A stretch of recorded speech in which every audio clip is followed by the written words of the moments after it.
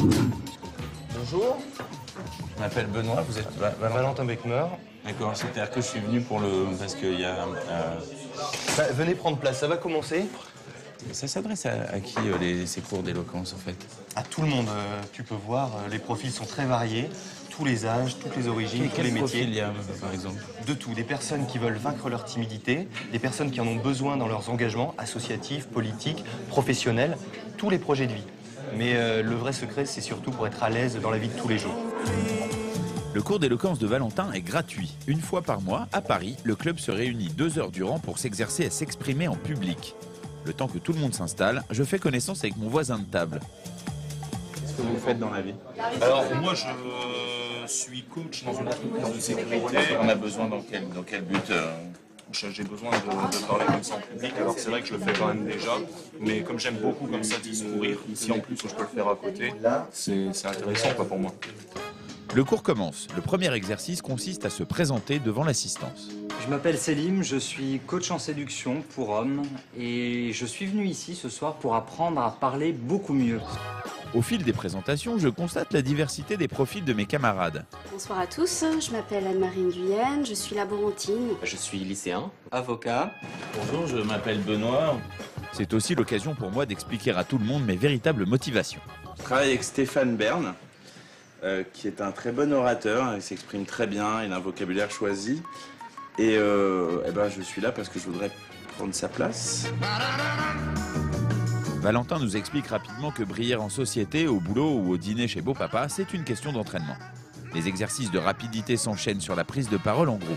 Premier challenge personnel, capter un maximum de regards au cours d'un exposé. Il s'agit de mon patron, Stéphane Bern, quelqu'un que j'aime beaucoup. Ce que j'ai essayé de faire, c'était justement de balayer le U. Le risque majeur du balayage, c'est d'avoir un mouvement complètement automatique. Ce qu'il faut, c'est picorer. Attraper quelqu'un par-ci, attraper une autre personne par-là. On donne à l'interlocuteur le sentiment qu'il est unique. À ce stade, Valentin va nous donner quelques clés pour avoir une attitude assurée en public. Une solide posture, une stature assurée. Solide ancrage, les pieds à 10h10, les jambes légèrement fléchies, le bassin verrouillé, les épaules basses, les bras le long du corps. Ne pas trop en faire, pas de gestuelle inutile de fioriture. Dernière activité, le débat, avec pour objectif travailler sa gestuelle. C'est une véritable joute oratoire, c'est un combat de boxe, mais sans les poings, uniquement avec les mots. Face à moi, Nicolas, le thème est imposé, courir seul ou marcher ensemble. L'exercice est filmé.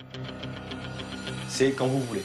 Courir seul, c'est vrai qu'aujourd'hui, on est au 21e siècle, donc il faut savoir courir. C'est en marchant ensemble au rythme commun que nous faisons avancer notre société. Il faut savoir déjà courir seul, c'est compter sur soi-même. Donnez-moi la main, marchons ensemble, Il n'y a vous allez pas un voir, moment, c'est Johnny, c'est pas mon prénom. Hein. Non, mais Johnny, c'est pas Après un débat très disputé où Nicolas ne lâche rien, Valentin nous propose de décortiquer la vidéo mais sans le son, car l'objectif ici est l'analyse gestuelle.